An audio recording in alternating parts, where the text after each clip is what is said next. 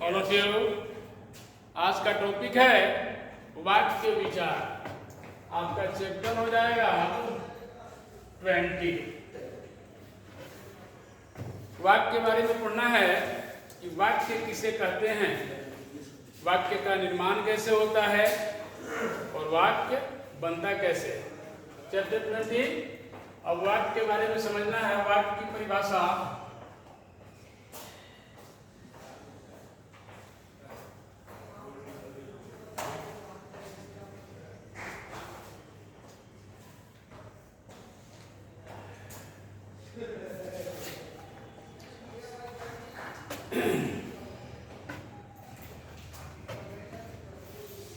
सार्थक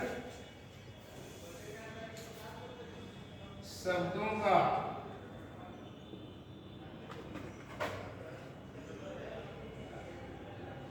क्रमबद्ध समूह। सार्थक शब्दों का क्रमबद्ध समूह जिससे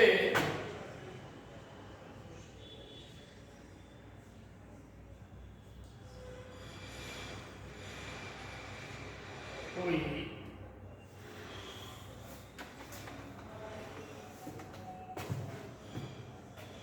निश्चित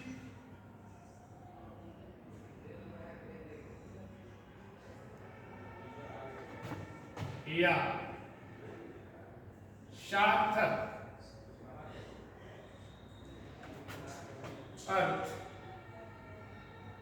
अर्थ प्रकट हो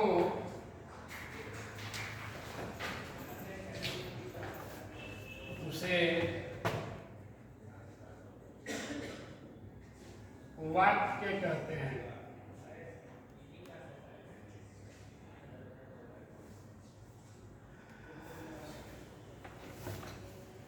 तो परिभाषा ध्यान देंगे फिर से। सार्थक शब्दों का क्रमबद्ध समूह जिससे कोई निश्चित या सार्थक अर्थ प्रकट हो उसे वाक्य कहते हैं। जैसे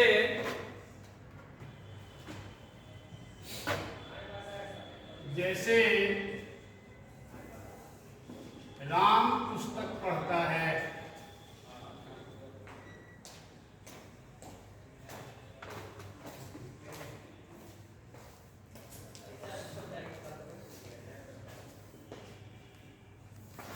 राम पुस्तक पढ़ता है।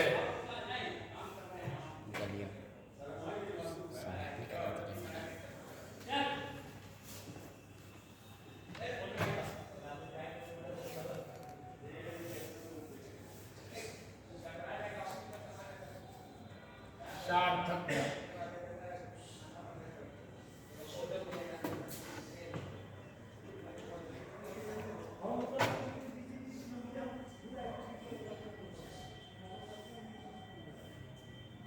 पढ़ता है राम पुस्तक।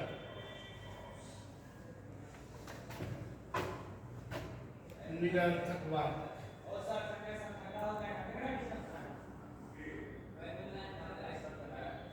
देखिए ये वाक्य जो है इसमें सार्थक शब्दों का क्रमबद्ध समूह होता है। अब ये बताइए कि ये सार्थक शब्दों का क्रमबद्ध समूह है। राम पुस्तक पढ़ता है। अब इसी को हम लिखेंगे पढ़ता है राम पुस्तक, तो ये बिल्कुल विपरीत हो जाएगा, इसलिए वाक्य निरर्थक हो गया। तो सार्थक और निरर्थक वाक्य के अंतर्गत ये दोनों ही चीज आएंगे। अब इसके बाद आगे बढ़ते हैं।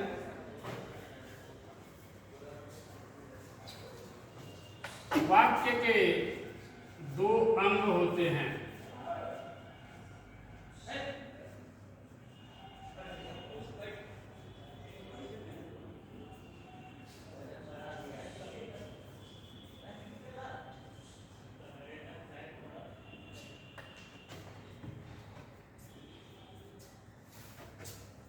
वाक्य के दो अंग होते हैं और वाक्य के भेद भी होते हैं, लेकिन जब आप आगे बढ़ेंगे फिर आगे पढ़ने के क्रम में वाक्य भेद बताए जाएंगे। पहले वाक्य के अंग के बारे में जानिए। वाक्य के दो अंग होते हैं। पहला है उद्देश्य। उद्देश्य इसको सब्जेक्ट कहते हैं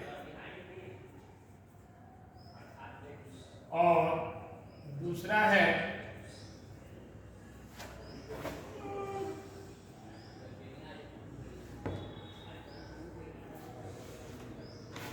ठीक है, दूसरा है विधेय। इसे प्रेडिकेट कहते हैं।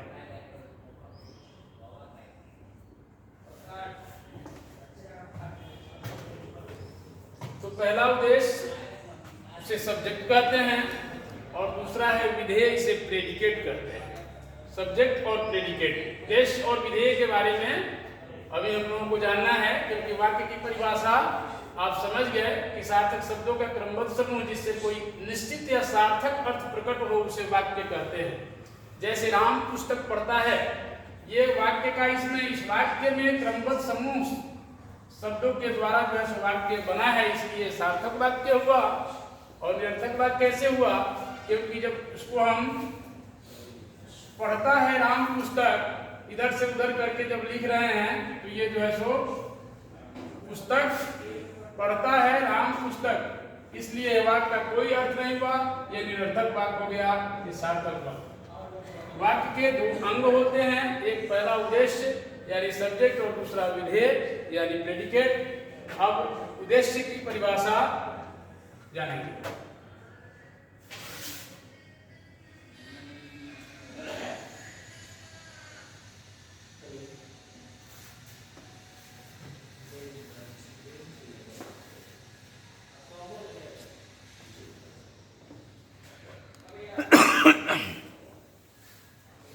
वाक्य में जिसके बारे में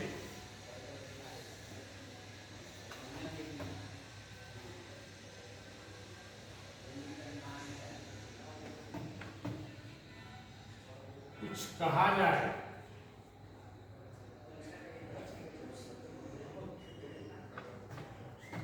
उसे उद्देश्य कहते हैं।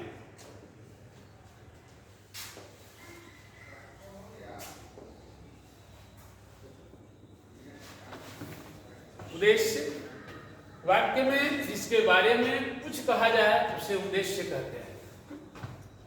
अब उदाहरण के माध्यम से समझते हैं।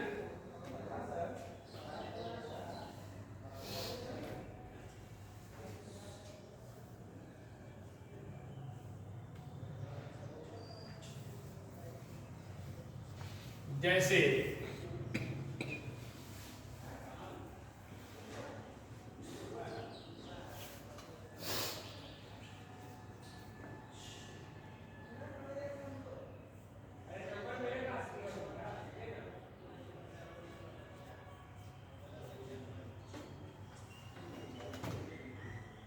राम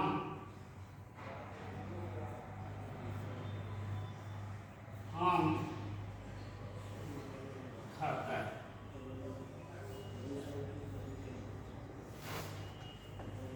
जैसे है राम आम खाता है। आप परिभाषा क्या करिए कि वाक्य में जिसके बारे में कुछ कहा जाए उसे उद्देश्य कहते हैं। तो आम यहाँ पर कौन खा रहा है? तो राम खा रहा है। आम कौन खा रहा है? राम खा रहा है।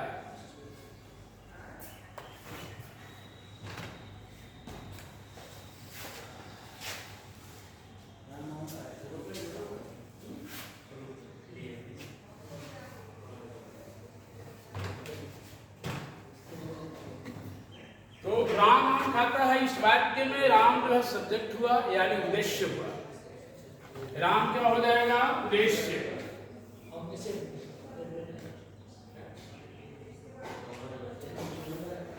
और ये जो राम के बाद वाला जो ये है, यही हो गया विधेय।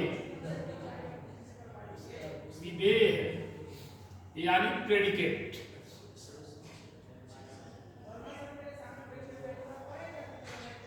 प्रेडिकेट, और ये आपका सब्जेक्ट हो गया।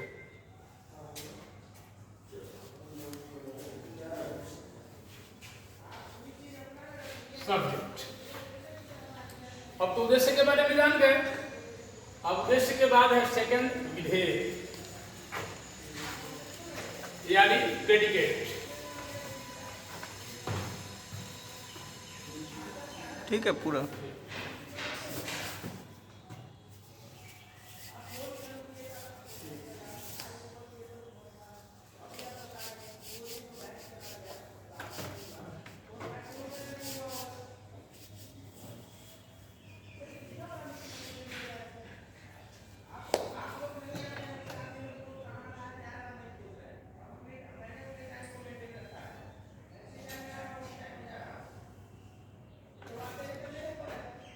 सेकंड नंबर है विधेय।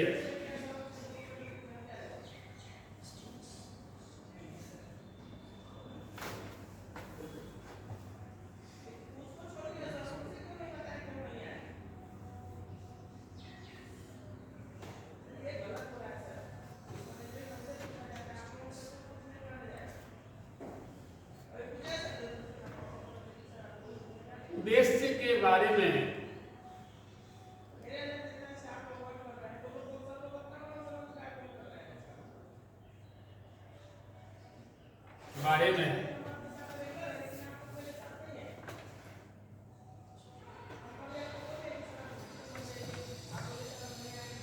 जो कुछ कहा जाए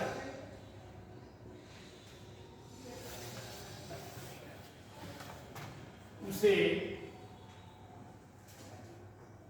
विधेय कहते हैं।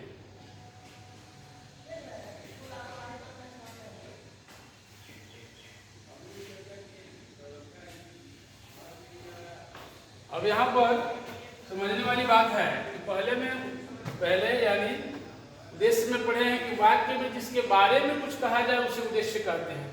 तो किसके बारे में कहा जा रहा है? तो उद्देश्य है यहाँ पर राम, क्योंकि सब्जेक्ट यही है। तो राम के बारे में कहा जा रहा है कि राम आम खाता है। अब यहाँ पर उद्देश्य के बारे में जो कुछ कहा जाए उसे विधेय कहते हैं। अब एग्जाम्पल,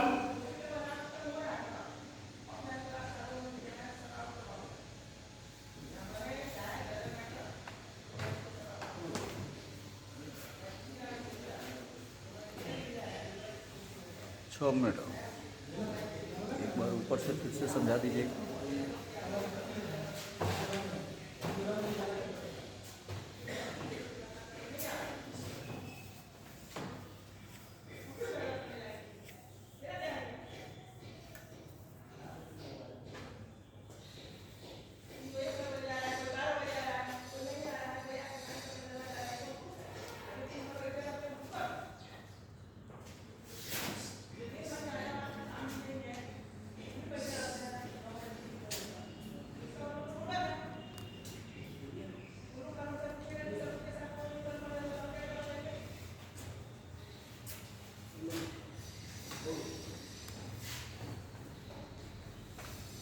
जैसे राम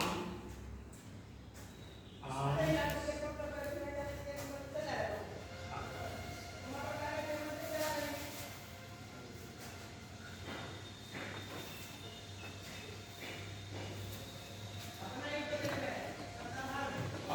यहाँ ये राम जो है ये तो सब्जेक्ट है ही, ये आम खाता है।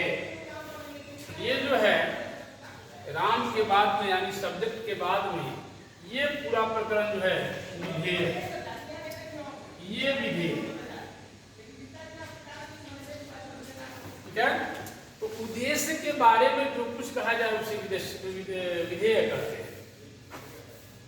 तो यहाँ पर आम खाता है क्योंकि आम जो है खाई जा रही है राम के द्वारा ही।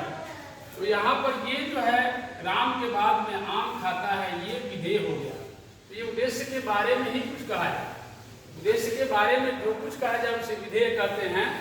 तो ये राम के बारे में ही इंगित कर रहा है कि राम के द्वारा ही आम खाया जा रहा है। इसलिए ये जो है राम के बाद राम को उद्देश्य हुआ ही,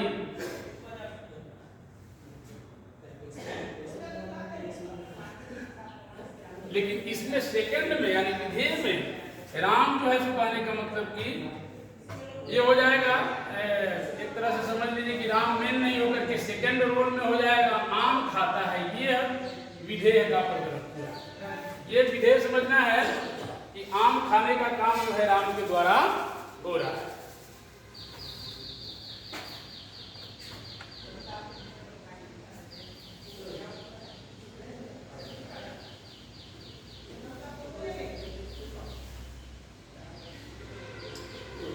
थोड़ा सा और है, अब थोड़ा सा आगे बढ़ेंगे। रचना के आधार पर रचना या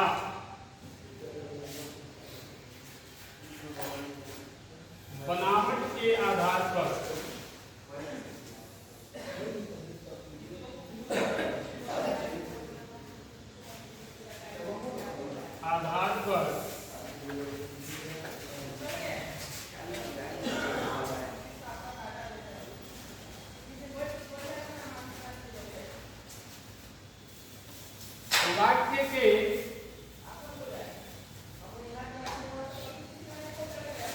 वाक्य के तीन भेद किए गए हैं।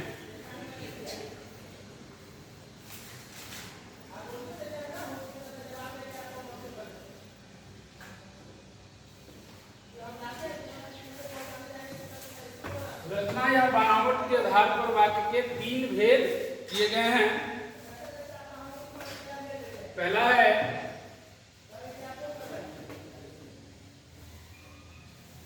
सरल वाक्य,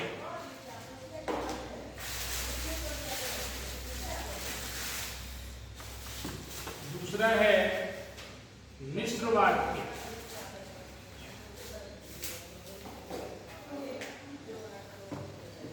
और तीसरा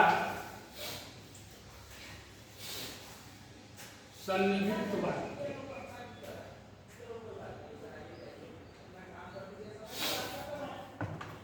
तो एक बार इसको, तो वाक्य के तीन भेद हो गया। अभी वाक्य के अंग के बारे में 1 मिनट। बनावट के आधार पर वाक्य के तीन भेद हैं। रचना या बनावट के आधार पर सरल वाक्य, मिश्र वाक्य और संयुक्त वाक्य। अब एक बार इसको थोड़ा सा समझ लेंगे। वाक्य की परिभाषा, सार्थक शब्दों का क्रमबद्ध समूह जिससे कोई निश्चित या सार्थक अर्थ प्रकट हो उसे वाक्य कहते हैं। यहाँ जैसे है सार्थक वाक्य और निरर्थक वाक्य को बता दिया गया है। वाक्य के दो अंग होते हैं, एक पहला है उद्देश्य यानी सब्जेक्ट और दूसरा है विधेय यानी प्रेडिकेट। उद्देश्य की परिभाषा यह है वाक्य में जिसके बारे में कुछ कहा जाए उसे उद्देश्य कहते हैं। जैसे राम आम खाता है, यहाँ पर मैंने राम को ये बताया है कि राम ही उद्देश्य है यानी सब्जेक्ट है, और राम के बाद वाला जो ये आम खाता है ये पूरा विधेय हो गया, प्रेडिकेट। अब सेकंड है विधेय। देश के बारे में जो कुछ कहा जाए उसे विधेय कहते हैं। जैसे राम आम खाता है क्योंकि इसमें राम के द्वारा ही आम जो है खाया जाता है। अब यहाँ पर रचना या बनावट के आधार पर वाक्य के तीन भेद किए गए हैं। पहला है सरल वाक्य, दूसरा है मिश्र वाक्य और तीसरा है संयुक्त वाक्य। ठीक है बच्चों, आज की वीडियो में इतना ही। फिर अगला जैसा होगा उसको बताया जाएगा आपको। थैंक यू, बहुत बहुत धन्यवाद।